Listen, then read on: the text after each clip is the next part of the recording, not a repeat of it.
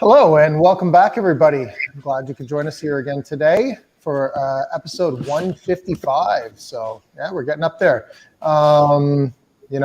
Excited to be back again. It's been actually a little while. I don't think it'll show in how the shows are released, but I think we haven't talked in about a month, right, Sandy? Something like that. I know. It's been a bit, which is cool. Allowed you to settle into a new home, it looks like, or something new in Costa Rica. We don't have the pool view anymore. No pool view. We're inside right now. The pool's out there, but it's just it's not ready yet. So no, you get the inside view today. How are things with you? Yeah, really good. I don't know if there's anything too crazy to mention or anything, but working on real estate stuff, and we just got back from a little vacation with some of the team, so that was pretty fun. Well, not quite down your way, but Mexico. Okay. Nice enough weather. It was pretty good. I saw a few pics. Looked like fun. Yes. Okay, guys, as always, go to breakthroughreipodcast.ca. There you can hook up with all the guests that we've talked to in the past. All their info is there to contact them. And also you can listen to the episodes that they were on. So go over to breakthroughreipodcast.ca. You can also get our free gift. Yeah, the ultimate strategy for building wealth through real estate, which will give you the gift. It'll also get you on our list of email updates and everything as we are releasing more. And I think we're gonna have some cool updates coming soon around that. So you're probably gonna want to get on that list if you're not yet, and hear more about what we have as some of the changes start happening as our show evolves. Awesome. Yeah, absolutely. More to come. And what's that? More to come on that soon. I'll just leave a little teaser for that.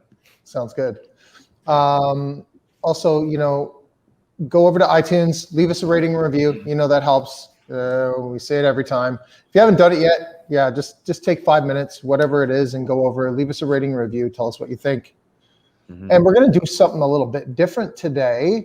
We've got a market specialist. We're going to do a market update, right, Sandy? Yeah, I've got Mike Johnson here, part of our McKay Realty Network team, and he's gonna share with the audience here what's going on and what we're seeing in the Hamilton markets here. What are we, end of November 2021, for those who are maybe looking back and re-listening to some shows. If you're listening live, obviously it's going to be a lot more relevant, but let's chat a bit about the market, what we're seeing, Mike, around the Hamilton area. What kind of trends are we seeing right now? So we're seeing prices skyrocket again. I know you and I chatted in midsummer, Sandy, and I came to you. I was a little bit nervous because things softened up a bit, but we're right back to where we were back in February, March, even more so. So February and March, we saw prices in Hamilton get up to 720 grand. So we closed out last month just under 780. So it's been a huge bump. Main driver of that, I think, is inventory levels, which are lower than ever. Mm-hmm. Well, we talked about that a lot too. Inventory levels, and I think lower than ever if you were to look at any instant. And yet there's a lot of sales happening too, right? So it's not necessarily that there's no inventory ever. There's just it comes and goes really fast. Is that right? 100%. Normally, since I've been in the business, which is about 4 years, we see, say in the month of October, inventory or days on market, about 20-25 days. We've been seven days across the board every single month this year. And so that's made a big difference, obviously, with the opportunities the investors can pick up, right? There's a lot of competition, obviously. For sure. Yeah, and prices are higher than ever, so making those numbers cash flow and work month to month and that sort of situation is challenging too. And obviously, we need to help people find some decent opportunities and good deals with that to make things work. So, what about anything on the rental market that you've seen any changes in terms of like rental rates? Is that still been pretty much the same, or is that following with the price increases? In my experience, I haven't seen a big jump in rental rates. I do know our units turn over very quickly. Never takes me more than 2 weeks to get something rented at this point in time. Rates may have gone up a little bit, but I haven't noticed a huge difference. Yeah. So, I mean, when rates go up marginally, but property values go up significantly, we obviously get a little more tighter on the cash flow month to month, which is been that way around the GTA for a long time, but definitely Hamilton that's been getting tighter and tighter year by year. But it's still something where we can find and pick up some good deals, but it takes a little more searching and hunting at times, right?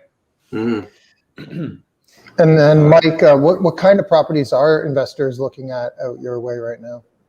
So our clients and myself and most of the people on our team, we're focusing on downtown Hamilton core, your typical 2.5 story brick buildings that you can squeeze 4 units in. In the past, we could get away with putting 3 units in these properties and they would still cash flow, but now we're basically forced to do 4 units, so we're going to be in the red on a monthly basis. Mm-hmm. And I know you said that the inventory is low, but like, you know, when you've got investors looking for this type of thing, how in general, how easy is it for them to get into one of them? I don't find it's any more difficult to get our clients into these properties, and I haven't had any more challenges getting myself into these properties. You just have to act a lot faster. If you're not willing to pull the trigger and move very quickly, you're going to get beat out in competition. And you do need to accept that you're going to end up spending significantly more today to buy in than you would have had to this time last year or the year before. But that being said, most of what I do, I renovate, refinance, and pull my money out. I've still been able to pull my money out of every single project because it's not just the inventory we're getting into that's gotten more expensive. The ARVs have gotten significantly more expensive. So what I could refi at, say, 850, 900 grand a couple of years ago is now coming in at 1.2. Okay. Yeah. Well, Mike, you know, thanks a lot. I appreciate you coming on here. If anyone wants to reach out to Mike and get investing in Hamilton area, how can they do that? So the easiest way is probably email. It would be mike@mckrealtynetwork.com, or you can contact me by phone. It's 226-792-6385. Wait, one more question before we go. What are you and the team doing daily to find deals, maybe off market, that some of these investors can find? Because I know the MLS is hard, but we still do a lot of business through that. But what else are we doing to find and hunt for deals? So one method, I'd say the most popular method we use to hunt for deals is cold calling. So every single day, our agents are cold calling the city, prospecting for inventory for our investor clients. Also doing a lot of door knocking. Just getting out in the community in general. One of the best deals we got most recently was someone we met at an open house. And that person wanted to sell their house, and we were able to sell it to one of our investor clients. Okay, awesome. And one more time, what's your email?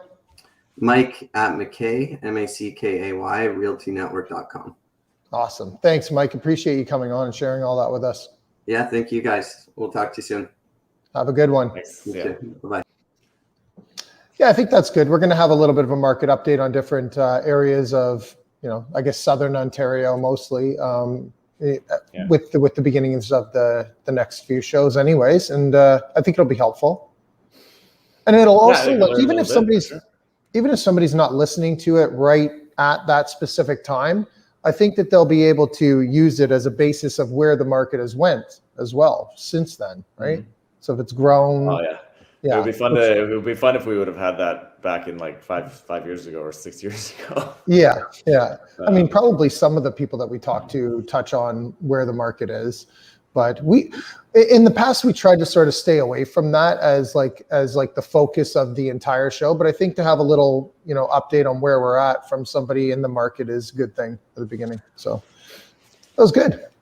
All right. Well, without further ado, I've been trying to get these guys to come on and talk to us for quite some time, and they finally agreed. I know they're super busy, so I'm surprised to get them both in a room at the same time to talk to us, but excited to have Marten and Michelle Wind here on the show with us.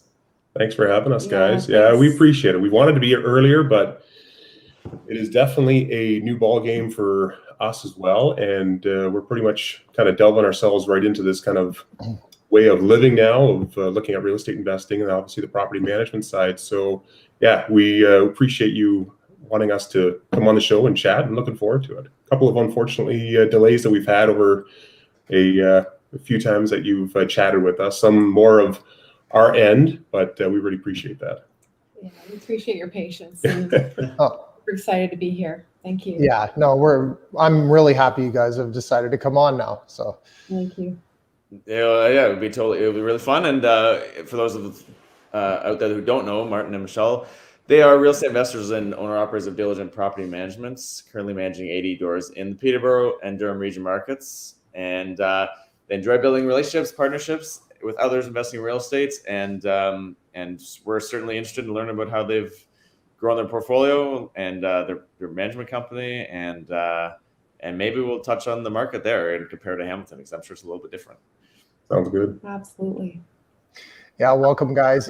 We go back, and we're personal friends. So I'm really happy to talk to you guys. And I remember when I first met you, it wasn't even really that long ago, but you know, coming up to retirement, police officer calls me and says, "Hey, we need to sit down and talk about this investment stuff." I thought it was an ankle bracelet I was checking in on for you first. That too. I just And so I guess, let's talk about how you got started. So basically, I came up to a kind of retirement age period. And before that, you look at retirement and you think, well, you get a pension. And that is all fine and traditional. But as I was hitting my 30s, and I'm like, it's got to be better ways to look at retirement wealth. I know I'm going to retire early at 50. So the opportunity came up in the mid-2000s actually to look at buying real estate in the market in Durham region, and specifically in the Durham College area. And if you realize, in that Durham College area, they had a growth from going from Durham College into the university. So there's a couple of neighborhoods through there that were very close to Durham College. And so I was working with a York officer and on a couple of projects, not so much a criminal-based projects, more of a kind of redefining space and how people use the space, and how we can help the city manage and direct people's movements away from some of these homes. Because what was happening is these new homes were being built, and some of the students were accessing these back of these properties. So what they do is hop the fence and move over to the college. But as we're going through it, I'm talking to all these owners, and they're single family owners, and they're going through some of these issues. And I'm thinking, many of them are starting to put for sale signs up because they're like backing right onto the university. So it was an opportunity. I'm thinking, well, it'd be interesting to be able to look at some property there. But of course, with being kind of geared to state policing and that fear of actually jumping out into the real estate, it stopped at that time to be able to do that. So jump ahead, I'm at a retirement seminar, and as I'm at the retirement seminar, they're talking about their assets being 51% in real estate. And it kind of hit me again. So that's when I started looking at exploring, talking to a few of the fellow co-workers. And this one person I was chatting with had done several of her own deals. And so it made me kind of look at doing some podcasts and some research on the internet. And your guys' show had actually come up as one of them for a local flavor, because most of the stuff that I was listening to was kind of American, or I didn't know it was kind of based more of a local area. And so I kind of binge watched I listened to your podcast while working out and driving back and forth. And yeah, so I thought, get up the nerve and call Rob, because Rob was the closest. And we sat down and had a good conversation about real estate investing and how to get involved, what's kind of the ups and downs, and where should we start. So yeah, I kind of started that journey of getting those tours you used to do up in Peterborough, and those kind of walk-arounds and seeing the properties and be able to chat with other investors. So I think those were kind of that real insightful piece is your podcast, and then tying it in with those kind of live wandering on the property, discussing what you can and what you can't do, if it's a good investment or not, and what kind of investment you're looking at doing. So yeah, that was kind of our start of it. And I mean, we'll get into more detail too, but I was just so impressed, because you wanted to get going and you had this idea of where you needed to be by the time that your retirement, which was coming up, yes. Where you wanted to be. And once you took action, man, you guys just took off. So, and we'll get into that a little bit in a bit, but Michelle also is sort of in the same position, right? Yeah, basically, it hadn't quite hit us yet at that point that when I worked for General Motors at that time, that plant was going to close. Now, obviously, that's changed again, but to leading up to what Martin was saying at that point, I really honestly thought the real estate investing was a bit hokey, to be honest with you. I didn't really believe in the whole thing. So we got into talking about it. And then once I went along with some of your tours that were mostly in Peterborough, actually, at the time, I really started seeing the value in it, and then kind of looking at different performers and what the potential was. That's really what got me going. And then later on, we'll obviously talk about the property management company, but with the change with my workplace, that really created a totally new mindset for both of us, really. So yeah, it's been a really good, so far it's been great. So go ahead, Sandy. What strategy do you like to use? Do you have has that changed over the years too, or what's your favorite strategy, and maybe if that's changed, how has that evolved? You don't mind? Basically at first, like our first property was a legal duplex. That was the first property. But then when we got more into it, we started getting into the more student rental property strategy. Mostly because at the time it was kind of quick way to get into something that was a solid investment that would be cash flowing, because obviously rents on your student rentals would be a little bit more than a typical, say, duplex rental at that time. So that was really appealing, and it was pretty much an easy way to get in with not minimal work and investment. So it got us kind of going quickly. Martin might have some more to add to that, but I think we really looked at all the strategies and said, well, we're not really flippers, and the buy and hold kind of sat with us. So that was kind of what we're looking at. But then as we started going through and listening to some of those podcasts, reading some information on it, and going through some of the tours, that whole BREI model became kind of that prime model to be able to put your money in, spend the time, have it renovated legally, and then pull that most of it, if not all of it, back out again. So we thought we'd get into at least starting with a duplex or a student, but we kind of felt that duplex might be a better fit for us at the time. So that's what was our first buy. And then, we got in the market with that one there. And then we were always curious about students. I know Michelle had a bit of a idea that she would like to be able to kind of help the students out and provide good, clean housing and whatnot for them. So that was kind of where we kind of picked up that next property was a student place. But poor Rob got a few tours with us and many questions. What were some of the challenges that came up as you were going through initially, and then as things have evolved? What are some of the main challenges that stick out? And I know your story, and you guys impressively too. I mean, investors are investors, so they learn to sort of have that resilience. But you guys have definitely been through some challenges and worked your way through them.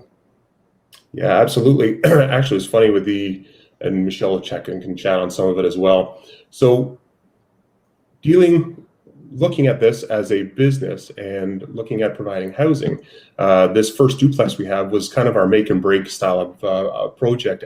We had picked up a student. I think we picked up 2 or 3 places at that time. Anyways, we had a tenant in this one duplex, upper level, inherited tenant.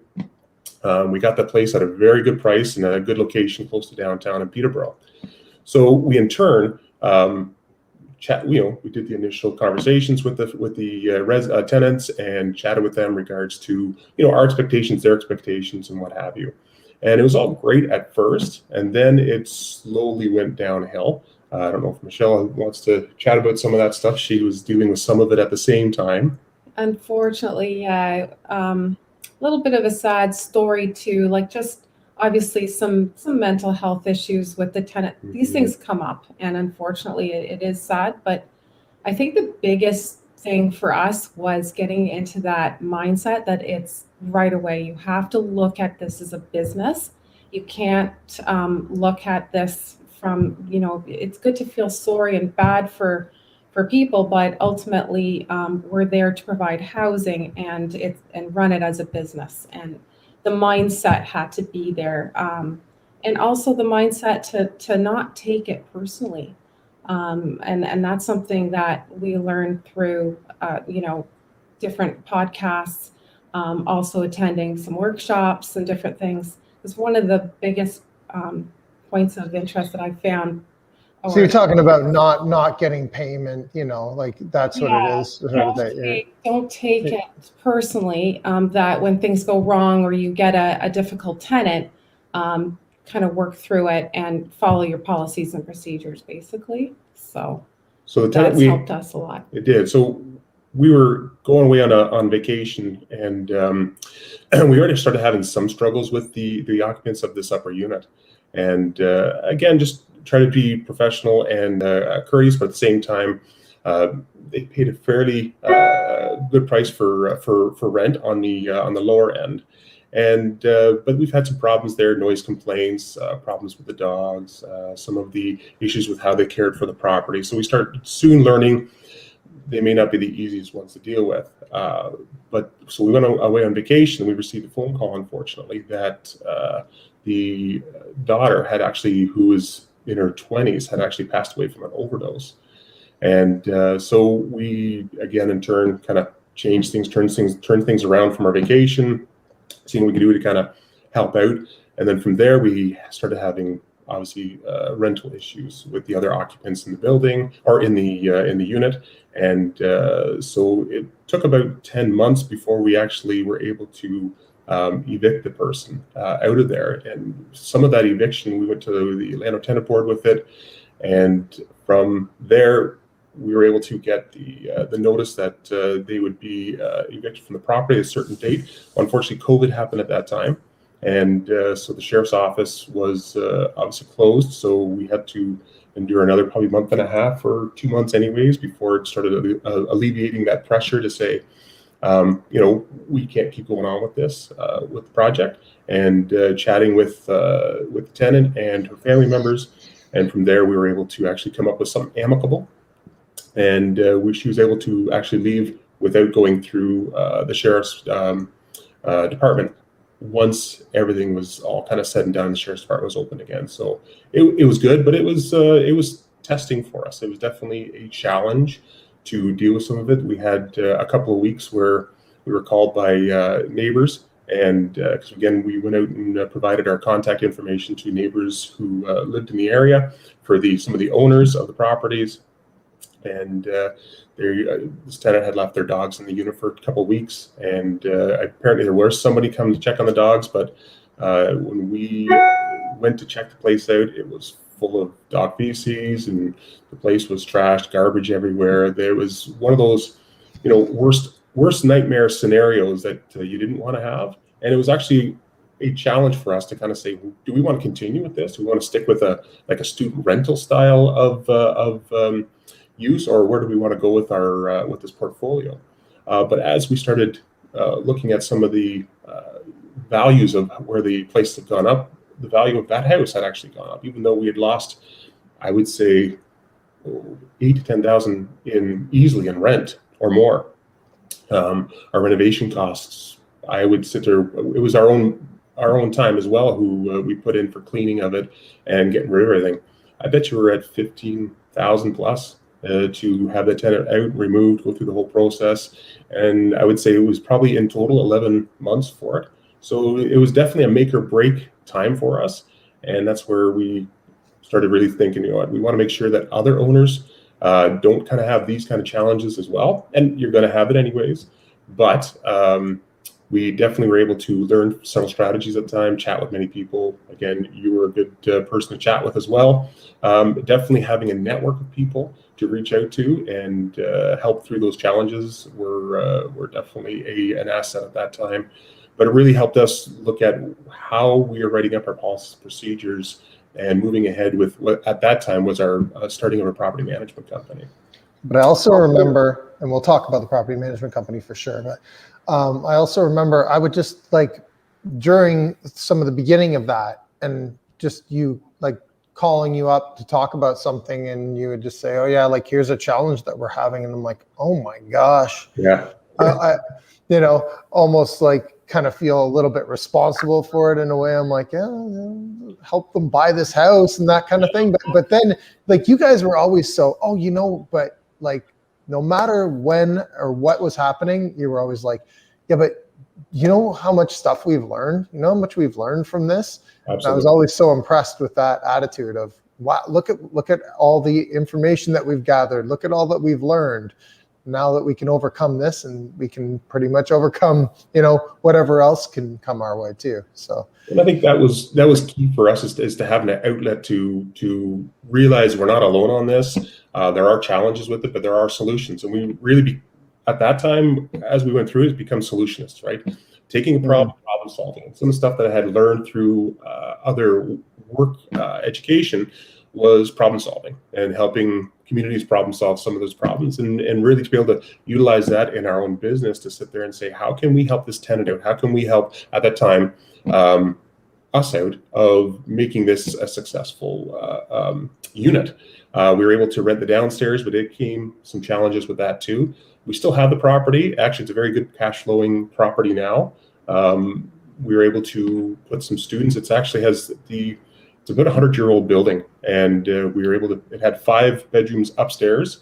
The main floor had a 1-bedroom unit, and once we were able to kind of make the changes, clean the place up, paint it, new kitchen, lots of drywall patching and new drywall put in. Just some deodorizing, changing of flooring and whatnot. It was actually a nice, clean unit, and it's been rented ever since we had it. Had the tenant leave, we were able to clean it up and rent it, and a group of people have been there for some time now. So it's been pretty successful on that side of it. But yeah, there was definitely some challenges and learning pieces for us. But we also realized there's an equity piece that even though we lost money at the time, and we were kind of banking into our line of credit, we knew that there's value in that place, and we've been able to pull the extra cash flow back out, pay up the lost kind of money over time, and move ahead with that. Like that, we bought that one. I don't know numbers wise, but we bought it for $350, and it's in the downtown, and it's definitely north of 500 in that area, if not 550, right? So that was that power of real estate, and that's even kind of looking into COVID times. We looked at refining it, but we've kind of kept that not an option yet, but we definitely have some equity in there to do more purchases down the road. And so since then, you guys have created secondary suites, like legal secondary suites. You've done a bunch of student rentals, and you're working with partners as well, right? Absolutely, yeah. We actually had picked up a duplex. So it actually was a great find in the east end of Peterborough, and so it was actually a very simple bungalow, side entrance, main floor, fully done. Very minimal to be done with it. The downstairs needed to basically a couple bedrooms, kitchen to go into it. So we went through the whole application process of it, picked that up with a joint venture partner. That was our actually very first joint venture partner, a good friend of ours. And so we kind of went through that process with what is it going to look like? How are we going to design it? A lot of learning on our part too, because it was a brand new for us to kind of get into that BREI model. So after the applications, construction happened. It probably took us, I want to say, 9 to 10 months to finish that. Some of it were some delays from city. Some of it was trying to figure out who can get our contractors. And actually, eventually what we did is we did the conversion ourselves. So instead of going out with the contractors, it was kind of the one we thought, okay, let's see what this looks like, and what does it look like to frame it? What does it look like to go through with the inspectors? through the framing stages, plumbing stages, electrical. So what we did is we changed the upstairs is a separate meter from downstairs. So we had that switched as well. So it's a pretty clean unit. And it's been rented ever since it went on to the market. So it's got to be just over a year now. I think what was great too about that process was we were able to take it right from the beginning stages right until we manage it to this day. And that's part of kind of giving us the whole experience of each and every step of the process. So now that we've kind of created systems for that, doing it again, obviously, and we've done it again, it's just becoming obviously easier and more efficient each and every time. So, and we're enjoying it. Yeah, definitely. Immensely, yeah. So we did that one, and then we also did a joint venture partner with a couple of young fellows who were able to qualify for the mortgage on a student resident in a bit of the northeast end of Peterborough. Actually, we were looking at the property and sending some messages to Rob to view it, and so we were able to kind of join up with the current fellows who are looking at it, who are looking for a bit of a money partner on that side. So we were able to kind of join into that one and kind of split it like on a third basis. So that one's also ongoing and has been fully tenanted for the last year and a half since we've had it, and it's done well too. So yeah, it's kind of our initial joint venture partners on what we're looking at. We're definitely looking to increase what that looks like for us. Recently learning about what our joint venture kind of avatar, or who's that person we're looking to invest with. Definitely help it with friends, want to help with family. But if we're looking for people, we're looking definitely for someone who wants to be in that real estate market, but in that market, they're not able to put their time into it. They are not sure where to find that property. With the property management company, we're able to find those deals, know that we can rent the units out for a decent price. We like to be competitive with what's out there. Some of most of our units are very clean. A great grade of everything. Kitchens have been done, bathrooms have been done, and whatnot. So we're able to see what tenants like to see. And with the demographics of Peterborough and the kind of that tenant outlook, it has allowed us to say, okay, this is kind of what they would look at for a quick rental for either owner or for ourselves.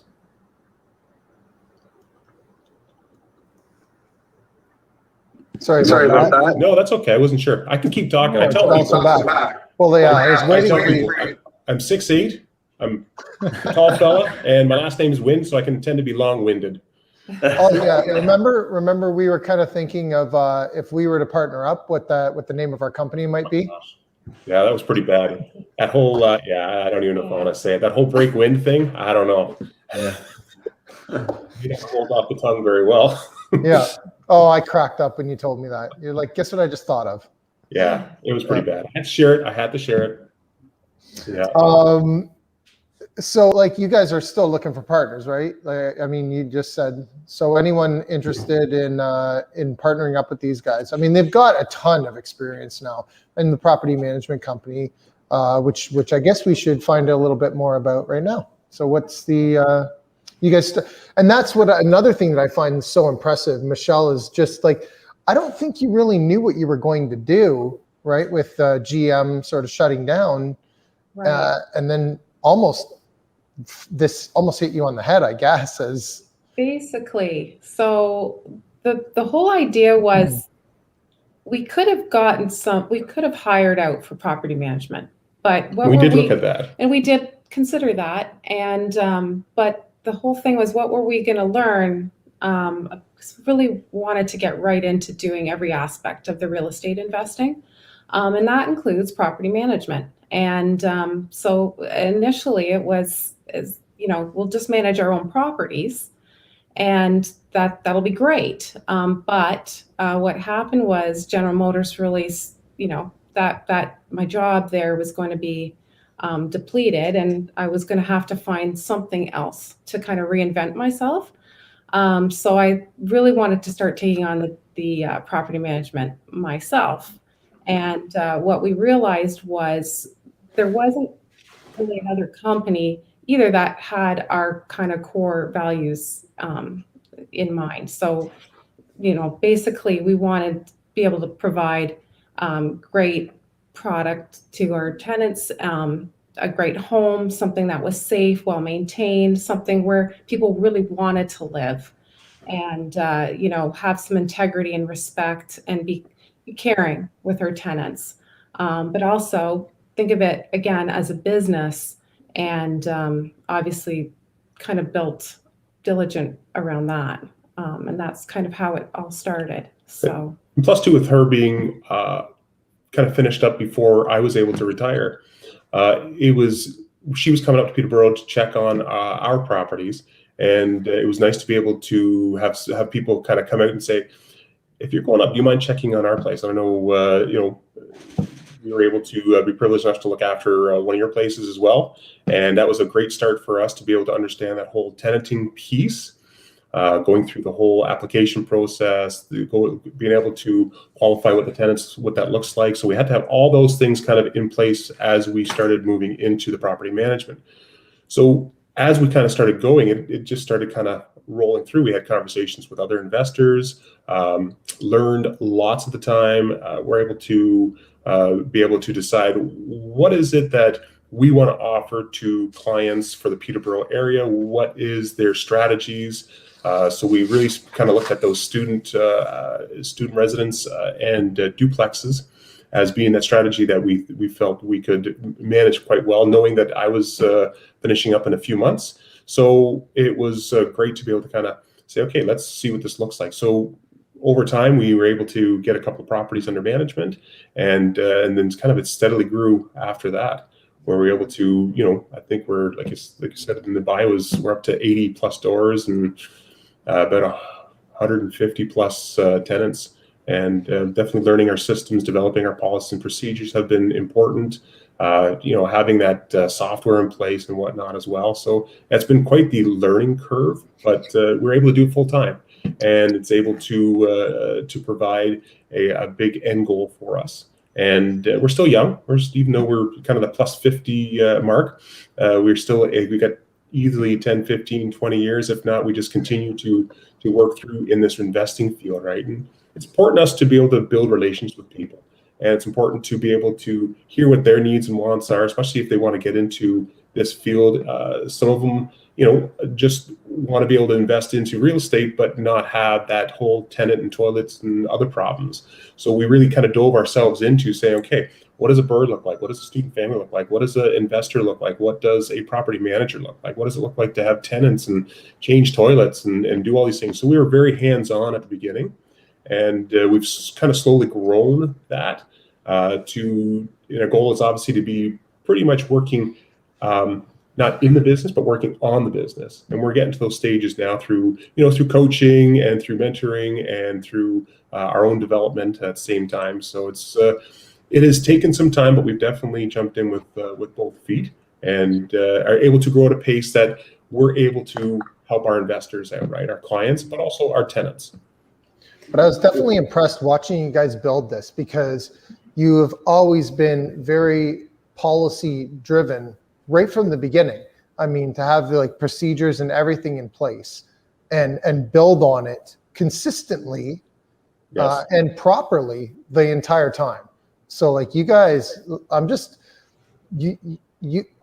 dealt with lots of property managers, and you guys are by far the best property managers out there that I could ever recommend to anybody. We appreciate that. Thank Thanks. you. Just like on top of everything as it comes up, and resolving everything immediately. It's not like I can't speak any more highly of what you guys offer. So That's nice, Rob. We appreciate that. But we do definitely enjoy the real estate. We've caught the bug for it. We've kind of decided where is this going to be shaped out for us, and we definitely really enjoy having a property management side of the house. The whole investing is definitely, we've kind of missed out on a few things over this whole COVID period of time, and definitely on that market analysis that was provided earlier by Mike there. It is unbelievable, some of the prices, but there's tons of places that are still doable. And you still have lots of investors who are going out and actually making it possible and being creative in doing that. And it's nice to be able to kind of be part of those creations that people are doing, whether it's going to be off market. Even we picked up one on MLS, and we're in the process of having that converted, right? One of the new strategies we're looking at is kind of a flip to yourself kind of thing, right? So we do the whole project ourselves and then look for that joint venture afterwards and see who can kind of go into that project, right? So there's already tons of lift out there. But definitely, it's just a different challenge than what it was, say, pre-COVID times. Do you have any recommendations? That a lot of people ask me this is when they're going through building their portfolio, they buy maybe one or two, and then they start to realize they probably could use property management, or they know they already do, or they could use it soon. Any advice as to when someone should it be right away? Should it be a certain amount of doors, or where they should really look to bring in the property management company? Well, I think it really, do you want to be hands-on or do you want to be hands-off? Do you want to learn? Do you not want to learn? And I think it is important to have that conversation with an investor. I see importance on both sides. We dove in and did the hands-on the whole time, right? And then realized, okay, let's start looking at what does it look like if we're not into the business and we're working on the business, not in the business. I think property management has advantages that you wouldn't necessarily have when you're doing it yourself because you're new. Picking the right tenant is obviously hugely important for your asset. Having someone who's able to be in your tenant long-term, who will care for it, look at it like a home. So it's good to have that perspective. We do like even speaking with investors who just have general questions about what does that look like to them. Some who are new getting into it may just want to contact us to get some information on property management. We are open to that because we do want to make sure that other investors receive that information. Sometimes we're an hour and a half on the phone with them to provide that information. But at the same time, there's lots of value of doing it yourself. And being hands-in, some people only want one or two or three places. I think if you're going to grow yourself to be more than that, and you still have a full-time job, and you still have enjoy what you do, and you want to stay there for many years, especially for some people in their that 20s, 30s, and 40s, then that is another way to look at it is to find out who that property manager is. And we always recommend. I've actually recommended people to phone around and chat with other property management companies, see what do they offer. But really, it's about building that relationship with that person. Can you communicate with them? Can you talk with them? Are they willing to listen? And on a side note, sometimes I talk too much, but I am also willing to listen as well. So yeah, so I know Michelle probably has a few things to add as well on that. Well, basically, we just really want our investors to be successful. And that's part of our why. And that's probably why we do a lot of what we do, is because we want to build that relationship. We want their investments to be successful. And we want to build successful relationships, essentially. And part of that is going back to like the team that you built. Like it was huge having the opportunity to work with you, Rob. And then through you, we learned about a lot of different things out there that we could reach out to, like Durham REI and Quentin D'Souza's program, his property management course and workshops and books and all kinds of information and different relationships and networking that you can do that way to kind of see what else is out there, who else is out there that you can talk with. Is always good to do as an investor anyway. So. It's also it's that action piece, right? And you have to be not afraid to kind of get into it and realize that if the place is your property, you have certain visions for that property. We can go into a house, and we've done it before, where we've gone in and said, "Oh, the upstairs, the upper level, really you don't have to do much to it." But they had ideas of changing how the kitchen looked, the flooring, the paint colors, and those are all great options and are great for appraisal. So again, that also depends on what you're looking to do to increase the value on that property as well. But at the end of the day, we look at tenant profiles and we look at what's the cost and what's the price range we can get for this unit. And by adding this extra, are you always getting the extra value you need, or are you looking to increase and have a tenant specific look for your property? And sometimes it can take a little bit longer too, but it's definitely figuring out what does the owner want, what does the investor want, and to be able to share our experience in the market and to kind of let them know kind of what that tenant demographic looks like for, especially for the Peterborough area.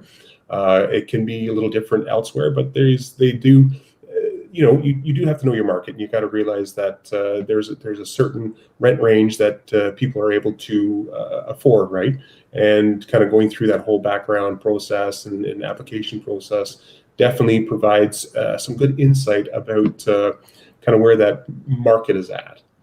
That's a good point that you just made there. And I think that many people do make that mistake where, I mean, if you're going to refinance the property after and you're doing like a big project, a big renovation project, then it makes sense to basically do everything right up front.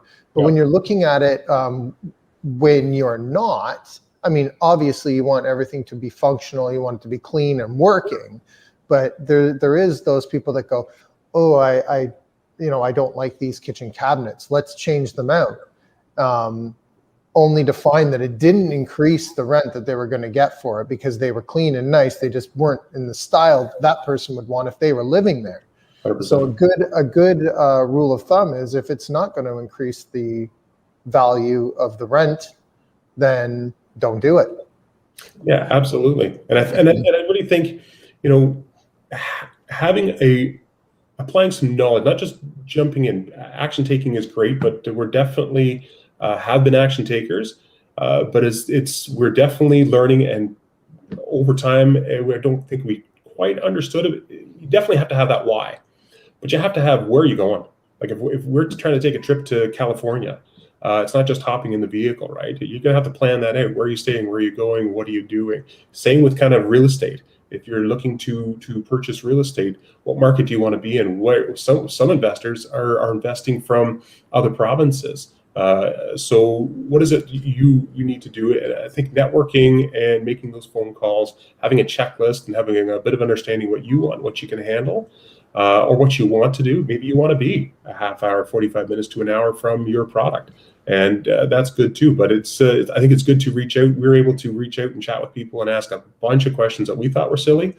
But they were definitely, I think they were definitely responded well from who we spoke to, and provided us a lot of encouragement as we move forward.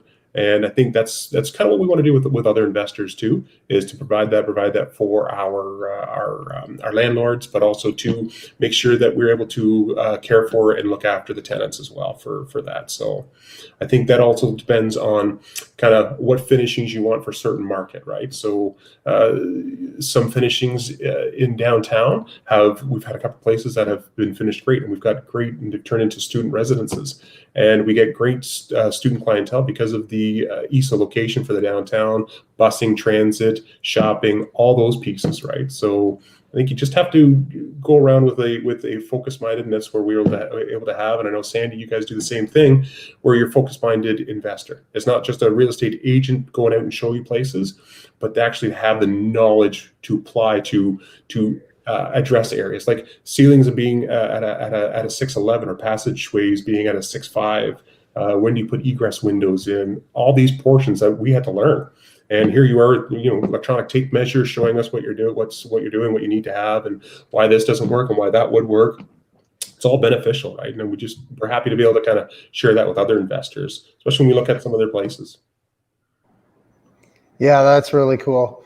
And I think that I just want to go back and to answer Sandy's question. Unfortunately, what I've seen, or anyway, in my own experience, if a investor doesn't start off with property management right away, then usually the person that's calling for property management is someone who's hit a wall, or it's like, they're handing off some troubles. And typically, that's when it is. And even for me, like I manage a couple of my own places, but then when problems arise, I get on the phone. I'm like, hey, Michelle, I think it might be time for you to take over this place because, you're better at managing it than I could be.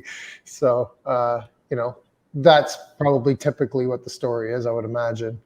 Most of it is. We do have some new people calling, but most of it is, we're looking to invest. We're getting busier in life. We've had a bad experience with a tenant, or life has changed for them.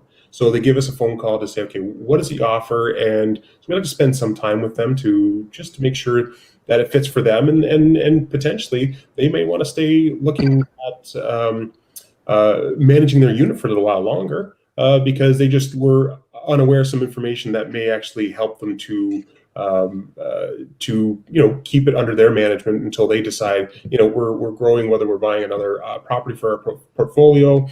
Some have actually left the province and moved elsewhere, so we've done full management of their places. So yeah, it really depends on their market and what they want, but most of it is people who are they want to be hands off now, and they want to grow, or there's something else is changing in life.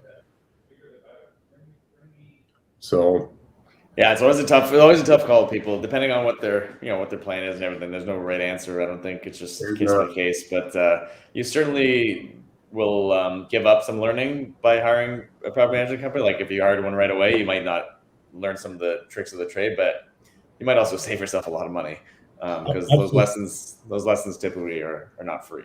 Absolutely. Yeah. Then we learned that definitely the hard way at the beginning, and but it does. It can attest to what are you willing to do at the time too, right? And sometimes we look at it thinking maybe we should have hired a property management company at the beginning, but we're probably definitely pretty a lot of people don't want to know the answer either. They just want the problem solved. Yeah, just tell me it's solved. Don't tell me how you did it. I don't care. Just tell me it's solved, right? We really look at it as we're another tool in the toolbox for people, right?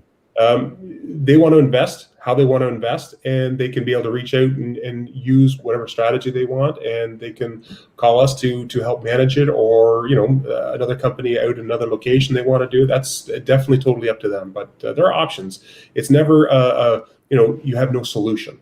There's always ability to solutionize the problems at hand, and then you can keep growing. So what's going to be next for you guys? What big plans do you have then? You've got that roadmap, Martin. Yes. Where are you guys headed?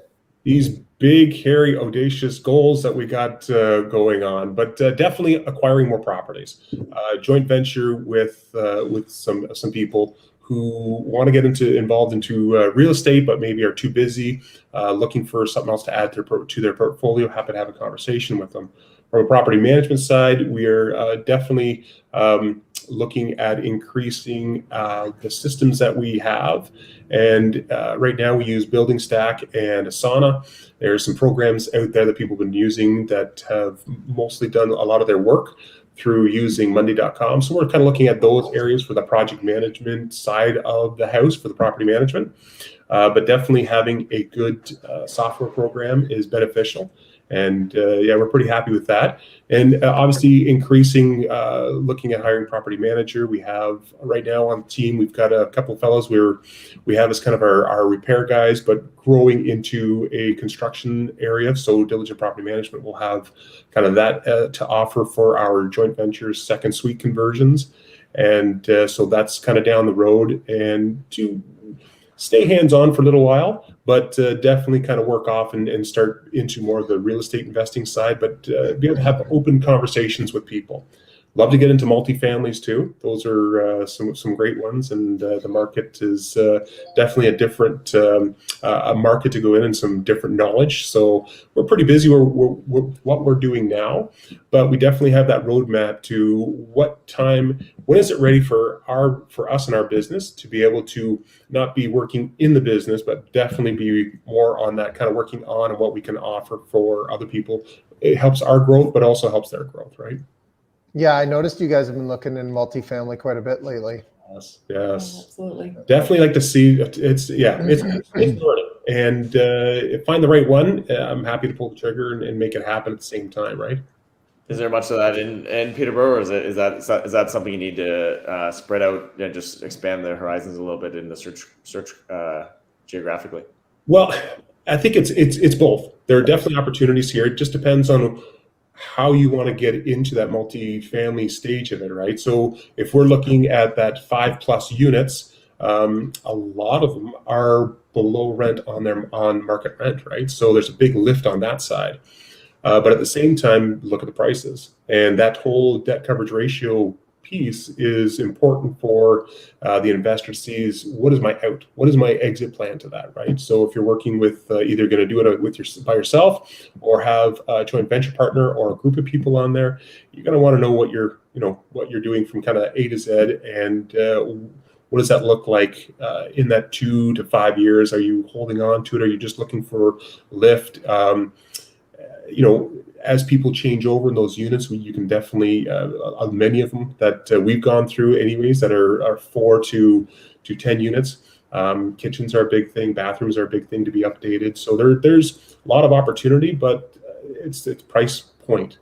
We did look at other markets in kind of around the GTA to Belleville area, and there's some great properties, but it's going to take some work, and we're happy to kind of get involved. But if you're looking at multifamily, I think it would be well worth partnering with somebody at the same time, or going out and make lots of tours, a lot of networking, and jump in with some definitely some good knowledge, right?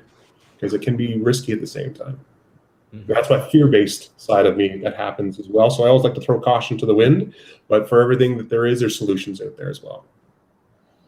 And then Michelle, what about personally? What are you guys? What are your goals personally, like with life?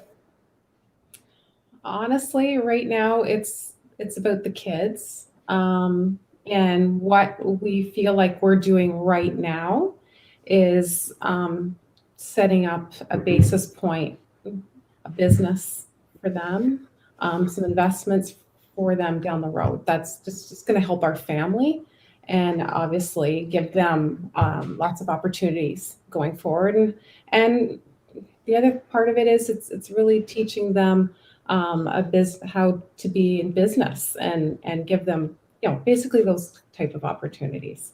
But going back to your also with regards to the property management company, I think one of the biggest things we're trying to do right now is build our team, and then obviously with a virtual assistant team member that we've hired, Jose now, is really helped us to kind of push that forward.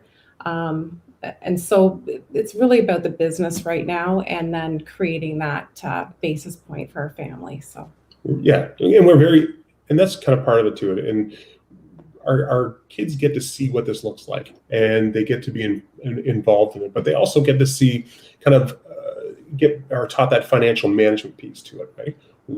We are putting the time in. We've kind of owned jobs right now, but as we move forward, our money actually starts working for us instead of us working for the money. I think that's the ultimate goal when you're an investor, is to have that money working for you, right? Is to be able to know that when you're sleeping at night, it's still producing money, it's still being invested, and still stuff coming back. And I think having a bigger portfolio helps with that. But I look at before I was going to retire, we bought something at 25 years old, by the time I was 50, they could be paid for, right? And that just added extra to retirement. So it really depends on the investor. It also depends on what their goals are. And it's the nice part about talking with people is everybody has some different goals, but it can be all related to that real estate investing side of things, right? And we definitely want to be able to have that opportunity for our kids, because the prices are crazy for them to be able to jump in from a job standpoint. Like, we actually have a lot of people who are still working, selling their main residence and going into a rental unit, because they want to have some money on the side to be able to help out with for family. So yeah, it's definitely an interesting market change for it too. They get to hear our conversations all the time. They've been part of picking up garbage and junk, and we had one student resident that I don't know if we had quick story, but it was a student resident, and we had cleaners lined up for the May intakes, and we had actually just been into this property, I would say about 6 weeks beforehand, cleaned it all up, made it all look nice. And so we thought the cleaner would be it would be good for them to go in and kind of tidy it up as they kind of went through it. And yeah, we walked into it with the parents, and they kind of left everything, and they were quite kind of I think happy with leaving school at the time, and may have Had a few had a few parties at the house. So those things do Unfortunately. happen, but you solutionize it, right? You work with others, you move through, you talk with the tenants, mostly the parents, because you are when you're doing student rentals, you are really kind of marketing to the parents at the same time, right? So help them out with whether it's going to be discounts or whether it's going to be some gift certificates for the house. Again, spent about 12 hours in there cleaning it up to make sure it was a good place for them and clean, right? So I'm sure that happened. So yeah, those are part of it. But there's tons of success stories because there's tons of properties that we have under management, and hardly any incidents because you place the tenants properly, right? So you have cheap child labor. Yes, you can help out for That's sure. what I got out of it too. Yeah, exactly.